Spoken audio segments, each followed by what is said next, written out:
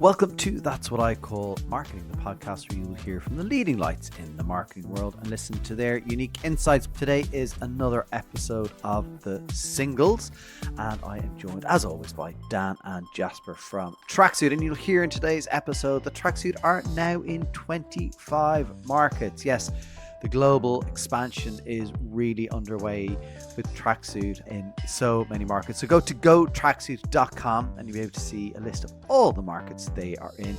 Great opportunity for multi-market brands. I remember trying to figure out previously if our brand health metrics were strong in a market. It was Italy at the time, and we were unable to do any brand tracking because it cost too much. And this is a time where we were spending an awful lot of money on marketing. So now with the always-on affordable brand tracking from Tracksuit in multiple markets, you don't just have the opportunity to track the markets you were in. If you were exploring new markets, you will be able to go track there, and it is affordable. So you'll be able to determine if they're the right markets for you. So great opportunity. And of course, you don't have to be a multi-market marketeer to use Tracksuit. You can use it in only one market as well. So go to gotracksuit.com and you'll be able to find out more about what is on offer from this incredible platform. And in today's episode with Dan and Jasper from Tracksuit, we of course use the power of the Tracksuit data to talk about some big marketing stories. We chat about the Netflix and Spotify collaboration. We look into what is going on in the world of banking in the UK with some of the challenger brands coming through and how it's affecting big brands like Barclays. And we take a look at Movember and Rebel Sport's collaboration in the Australian market. And we have a little bit of a fight over Coke's AI ads. So stay tuned to the end to hear the massive scrap between myself, Dan, and Jasper. So let's get right into today's episode with Dan and Jasper from Tracksuit. Dan and Jasper, great to see you. Looking forward to our episode of The Singles. Before we get started, I saw the news that it has now expanded into 25 markets, which is phenomenal. I remember to Conor maybe 2 years ago about it, and the approach was we're going to get it right in a few markets, New Zealand, Australia, I think then the UK might have been next, before going to all these markets. So it's great to see you're at that moment in growth and journey that you're now saying, actually, we're now available in 25 markets. It's phenomenal. So congratulations. Thank you. Thank you. It's exciting. Both fluent in all 25 languages. That was the real internal driver. Yeah. Listen, we have some great stuff to talk about today. The first one we wanted to touch on was the Netflix Spotify cross-category collaboration. This is a really interesting one where you've got two powerhouse brands that are finding a way to collaborate. I think probably it's about maybe some of the different audiences that they're attracting and how maybe one can help the other attract the other audience. When you look at the category and the context, what are you seeing in terms of the brand strength where they're both playing well? Yeah, that's right. Essentially, Netflix and Spotify, as you say, have partnered to bring Spotify's video podcasts onto Netflix. And that looks to be a way to expand into the growing video podcast market. And also, I think, a way of diversifying content variety and unlocking new distribution opportunities. I think it's interesting from a strategic point of view. This partnership, as you touched on, essentially gives Spotify access to a massive new audience through Netflix's global subscriber base, while from Netflix's perspective, gives them access to exclusive non-scripted video content that's essentially cheaper to produce than high-ended scripted shows. So I think what we're seeing is both brands effectively using each other's scale to reach new users. Spotify is tapping into Netflix's hundreds of millions of subscribers, while Netflix gains exposure to the highly engaged, loyal audiences of their top-tier podcasts. And really, I think it's a way of almost summating that you've got two cultural powerhouses combining strengths across streaming services and audio content.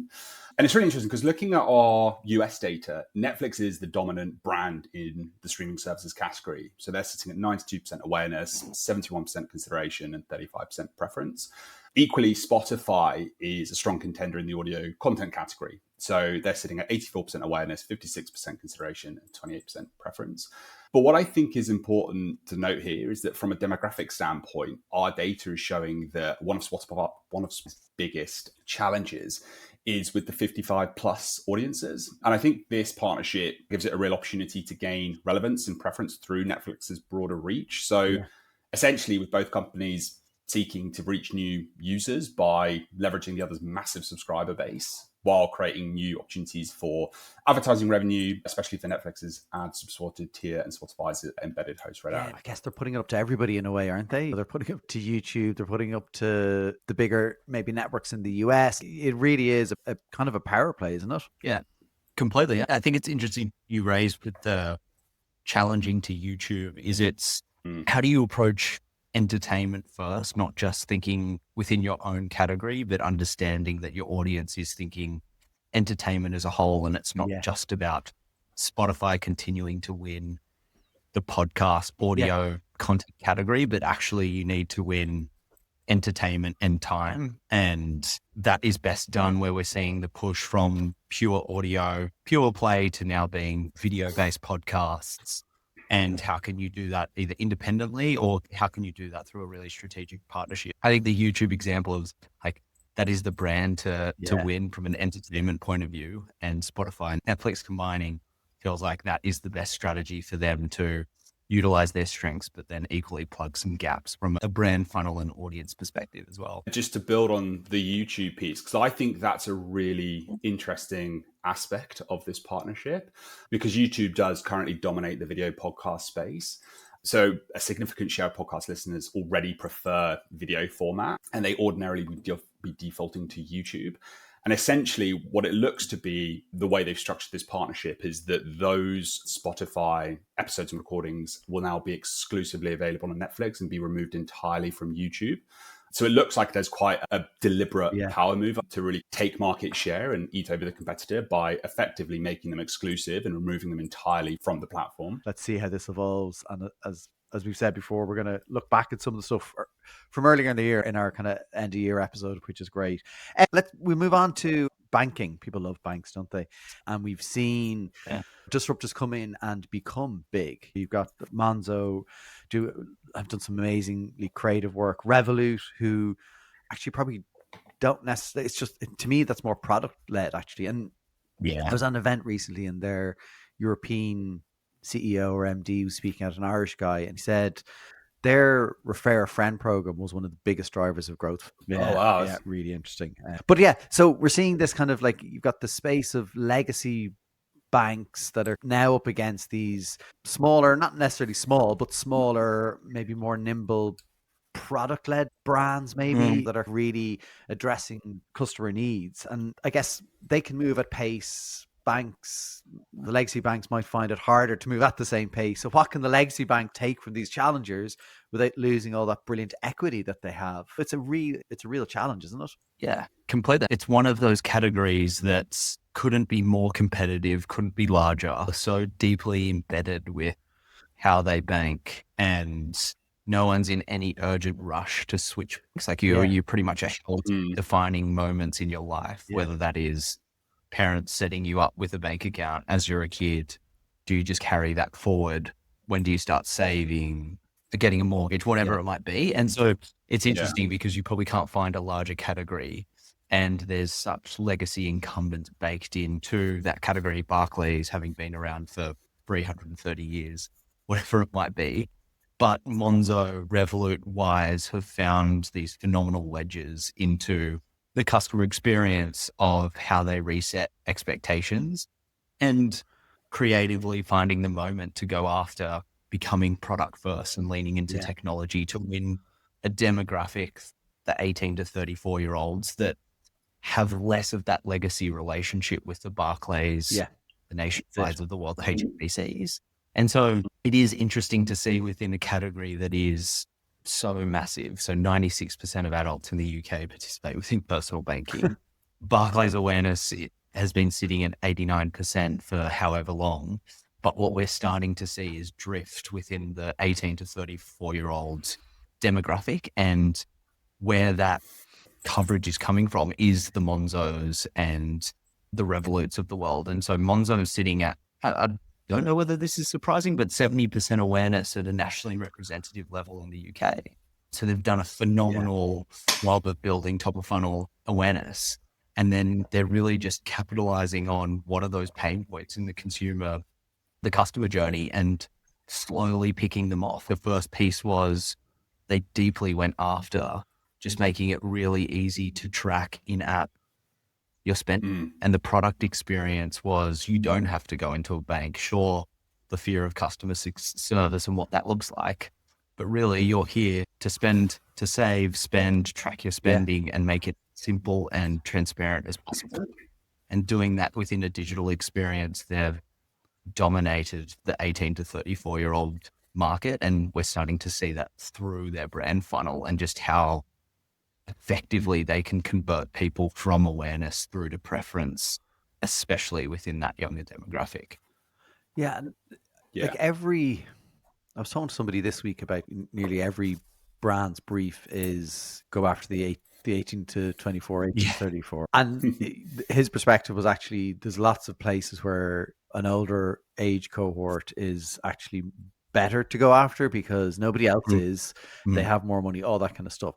But in this probably instance, like I can see why that makes sense, because you've got people who are used to using their phones for everything. They've grown up using their phones, so there's no fear. So I might have a little bit of a reluctance to say I'm going to use Revolut as my single bank in terms of, and I've no reason for it. There's none whatsoever for me to have any sort of fear because I use it for lots of things, but I'm not going to have it as my number one. And that's just because you kind of get to a stage where fear becomes a blocker, even irrational fears. Whereas in that age group, when you touched on it there, with banking, when you get somebody in early, that's why they do so many college promotions and always have, they tend not to move because it's such a hassle. Yes, completely. I feel like there's always an over-index towards trust, but I would almost argue that the regulatory environment to push through a bank at that scale, trust is embedded in how you can operate. And so where Revolut and Monzo have done so well from a perception basis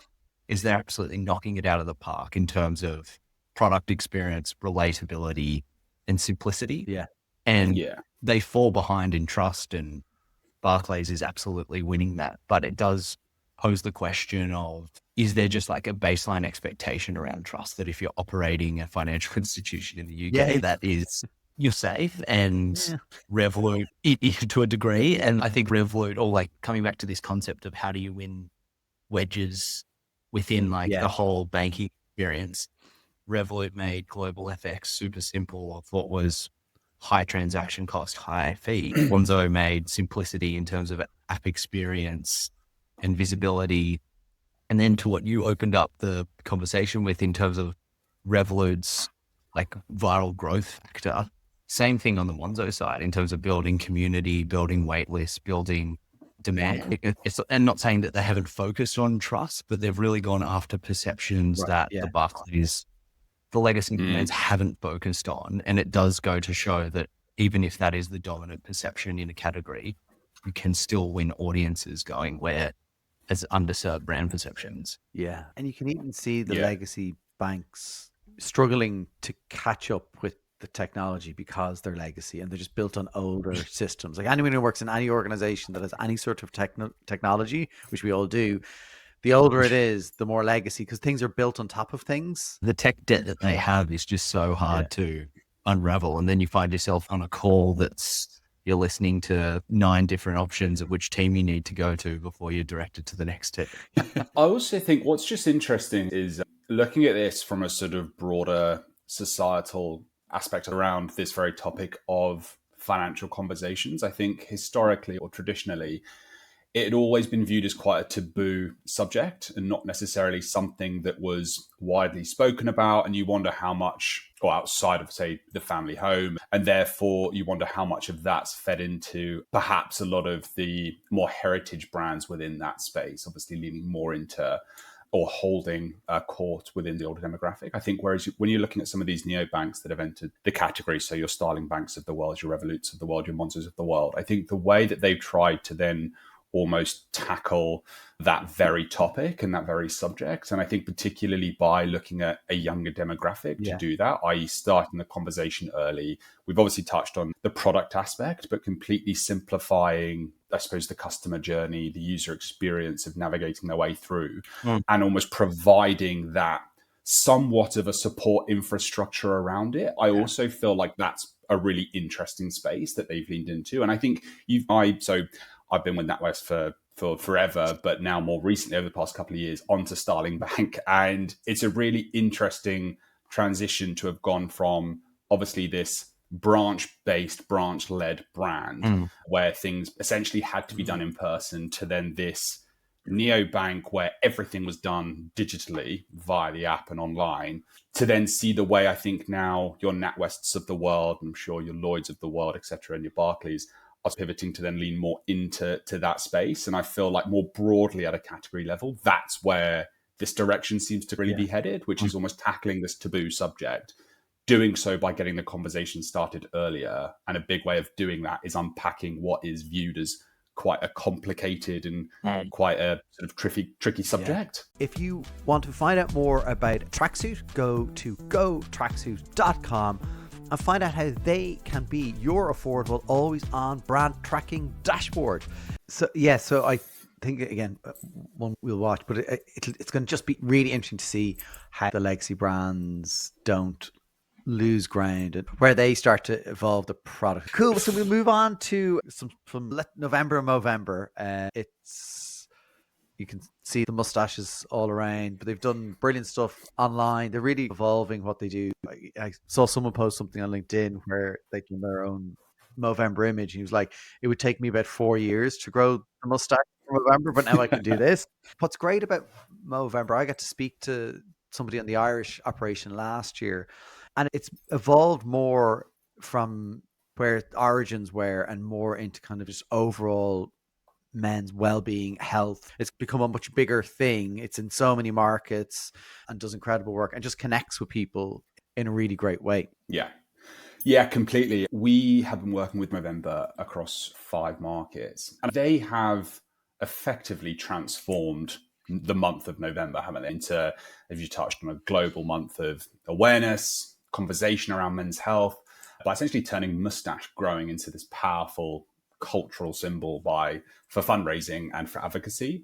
So they've launched this partnership with Rebel Sport, who are one of Australia's leading sports retailers, which effectively brings together these brand values that they both share of belonging, community, identity, and connection. So there's real kind of natural alignment.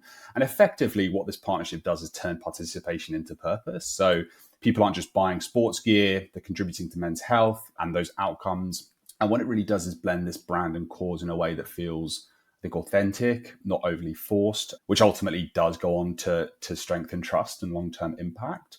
And I think looking at this through a marketing lens, traditional male-targeted marketing has long leaned on stoicism, so performance, self-reliance, but modern research shows the opposite creates connection. So men, for example, respond strongly to belonging cues such as team, tribe, community.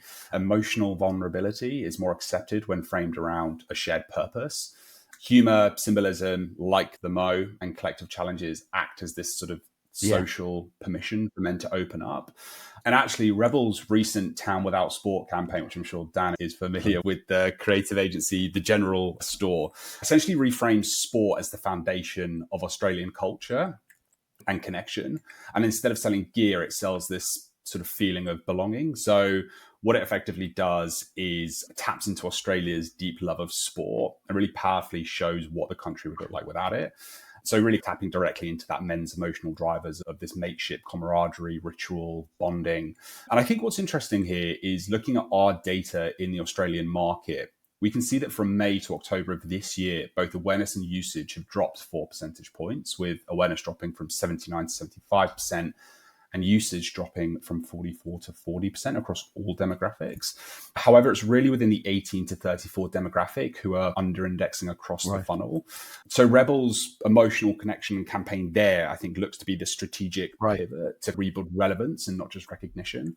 And then I think if we're looking at those tracked attributes, so is for people like me sits at 34% for Rebel overall, which softens to 27% for the 18 to 34s. So really what the data is showing is where across demographics the emotional connection is missing and where emotional brand building can drive funnel improvements, especially as that kind of perfectly aligns with this emotional territories that both Movember and Rebel Sport are looking to build and play in. And you touched on it there, Rebel Sport do really wonderful work. Like, it's very humorous. It certainly seems to tap into just Aussie culture, doesn't it? Like they get it and they lean into it, and that can be hard to do, right? Because sometimes it can feel cliche or trite, but they make it funny, they make it really enjoyable. I think their work is really excellent. Yeah, completely. And I think that's it. I think from a creative and a strategic direction, I think whilst a lot of brands within the sporting category, whether it's sporting goods, whether it's sporting retailers, I think you see quite a lot of that execution leaning more on to the power of sport, i.e. it could be imagery of people playing, or it could be imagery of people celebrating and leaning into what the community drivers are there. I think the way they've tried to position this is brilliant, actually, because what it does is almost flip that on its head and more shows this world in which it doesn't exist. And actually, what does that look like? And that kind of really, I think, just really hits home and highlights this sort of kind of retrospective thinking of thinking, wow, because obviously it's whilst this is in Australia, I think that's definitely something that is shared between our two nations, of this love of sport and how deeply rooted it is in community. So irrespective of market, it still stops and makes you think, wow, actually it goes to show just how impactful that is. And then I think obviously then the way they've leaned into this partnership with Movember, and they've been selling the kind of Mo shin pads and things like that, has been brilliant. But it's as you said, it's really cleverly executed. Yeah. And what I love about it as well is that it's okay for brands to find really meaningful partnerships, and without getting all purposeful, but really meaningful partnerships with the commercial objective. I think it's perfectly good and it makes a lot of sense, and it's not cause washing or anything. Yeah, it makes sense. It fits with our values, fits with our brand, and we will use it to drive growth, and that works because then it will work. Do you know what I mean? Those are the partnerships that actually will work. They'll be durable, they'll stand the test of time, and I think that's great. And they've got the great thing about Movember is it has a strong brand. Do you know what I mean? It has a strong brand, like a very recognizable, distinctive brand, which is great. So it becomes easy then for neither to get lost in that partnership as well, I think. Yeah, completely. I got to ask, Dan, are you a Rebel Sport customer? Since getting back, I think I've been in there weekly. Have you? Just getting myself ready for the touch rugby season over summer. No, it is your go-to sport retailer in Oz.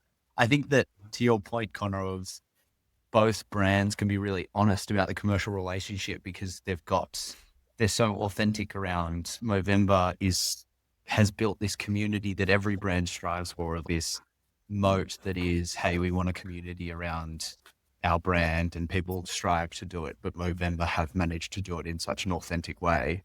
And then Rebel Sport being a sports brand that has actually built like a perception around belonging, and it isn't just about performance and like those more physical attributes around sport. And so there's a lot of comfort in that they're both bringing, it just marries up so well that it just makes sense. I do really love when sports brands can nail the belonging side and the family perception. One of the campaigns I love from the UK is that JD Sport campaign. I think it was like the family portrait by Uncommon, where that just like emits emotion of wow, like how bonding sport can be. And then when you marry that up with what Movember do for men and community, it's pretty I have to say the Uncommon work is for so JD good. Sport it's just exceptional. It is outstanding. It is really good. And then you look at Rebel, which is tapping into the emotional connection of sport, and they do that so well. There's ownable spaces there for those brands that are selling other brands.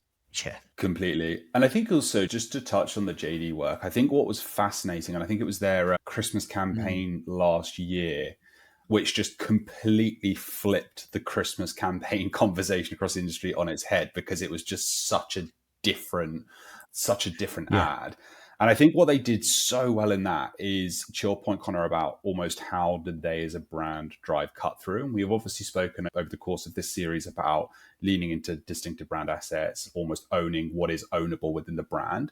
And almost the sort of hero feature throughout that entire ad was the JD bag, which has got so much, particularly in the UK market, has such this sort of cultural. I mean, I think all of us can relate to throughout back in the day or whenever it might be, you would always be walking around with a JD bag. And the way they tapped into that and almost had the entire nation thinking, I can connect to that, I can relate to that, it was so clever. They ran out of them. Certainly over here, Yeah. they ran out of them. And you touched on Christmas, so let's touch on Christmas. There's so many ads out, and we're not going to do a review of the Christmas ads, but we were going to talk about the Coca-Cola ad, because they came out last year with an AI ad, and System 1 tested it and consumers loved it, but us in marketing were like, yeah, Santa has 8 fingers or whatever. And so this year, the holidays are coming, came out, and Coke came out and said, here we are, new version, and they said it was pushing the boundaries of, and I had to disagree with that perspective in that it's pushing the bounds of creativity. I think what it's done is clearly demonstrate powerful distinctive brand assets work, and you can put them against kind of anything and it will work. They've got the trucks, they've got the music, they've got all the powerful assets that they have, and I'm all for using AI, and I do believe it can push the bounds of creativity. And so my challenge or issue, I think, with Coke's press release around this version of Holidays Are Coming is it didn't actually push the bounds of creativity. It just took something that existed and used AI to do a different version. And so it's like a versioning thing. I don't know. What do you guys firmly disagree with me on that, and you're like, no, I love it? My view, and obviously this is always going to be a subjective conversation, but I do wonder, thinking more broadly, how much of this comes down to that classic marketer versus consumer debate that we often think about in the industry. I think ultimately the real question, which I'm sure is on the minds of everybody across the industry, isn't necessarily about debating the execution, but ultimately whether this is going to deliver long-term brand impact and effectiveness. You touched there, Conor, on System 1. I read a brilliant article in The Drum by Andrew Tyndall, where essentially his argument was that if generative AI is used by well-trained, strategically strong creatives to produce emotionally engaging, human-led work that kind of leverages the distinctive brand assets, as you touched on as well, then it can absolutely create this brand-building effectiveness advertising. And I think that kind of has to be the question that we ask first. Again, on the subject of System 1, early signs from this year's Coke ad is that it has hit the mark. I think it's called a 5.9 star rating on their Test Your Ad panel, which also includes strong performance on brand fluency. Yeah, I think for Coca-Cola to use AI in their Christmas ad for a second year running, I think it is a bold signal. I think it shows that even the world's most heritage-rich brands are embracing new creative technology at scale, and that they're confident enough to innovate rather than play it safe. Dan, you've got the vote. It was how it was positioned. It felt like it was positioned from more of, we're doubling down and look at the cost saving as a result of using fewer people, as opposed to, and I think that's where it got lost, as opposed to, hey, how interesting that they've gone again and they are leading from the front, when they definitely, from a legacy point of view, be more reserved in terms of how they adopt AI and how they speak about it.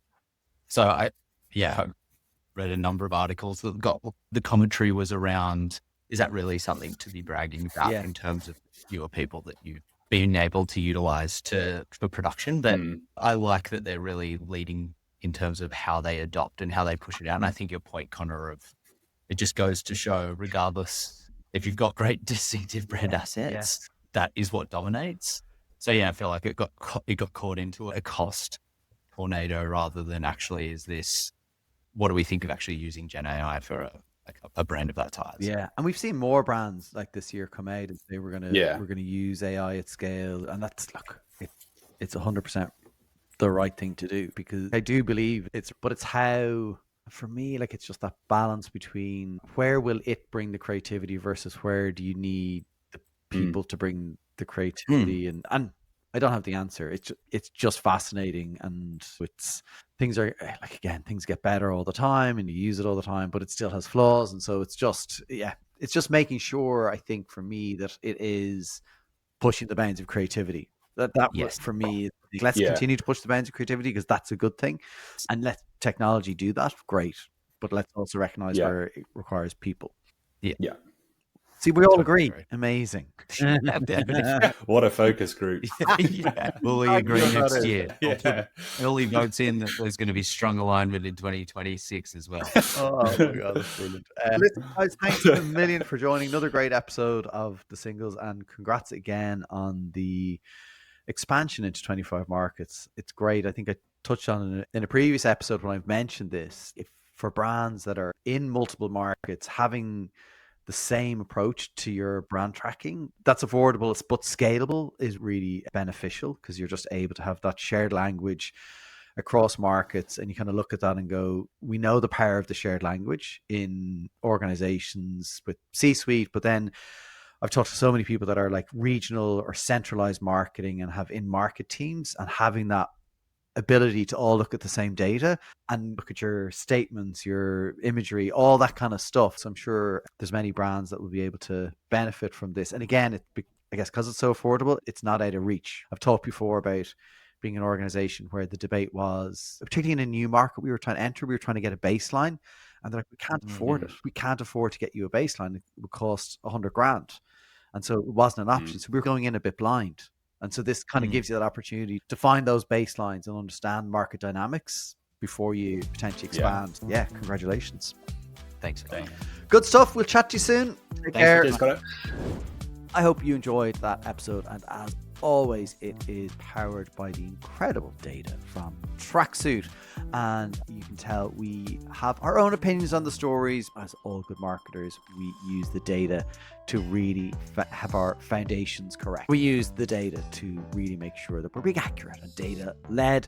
So great to have the Tracksuit data, and as you heard throughout the episode, Tracksuit is now available in 25 markets. So whether you are a marketer working in one market, an agency working in one market, or across multiple markets, or thinking of expanding into other markets, you now have an affordable way of tracking your brand and your competitors' brand health through brand tracking dashboards in Tracksuit. So go to gotracksuit.com and you'll be able to find more. And thanks as always to Tracksuit for their support of The Singles.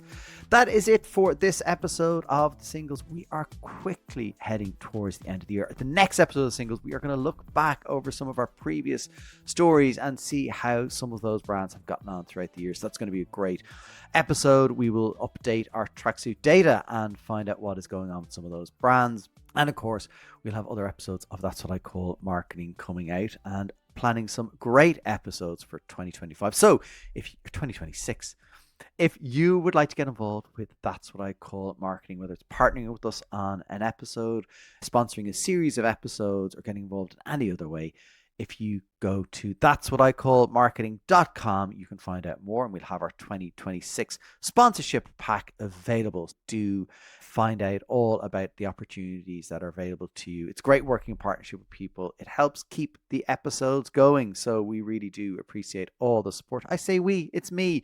So that is it from this episode. Thank you so much for tuning in. Take care.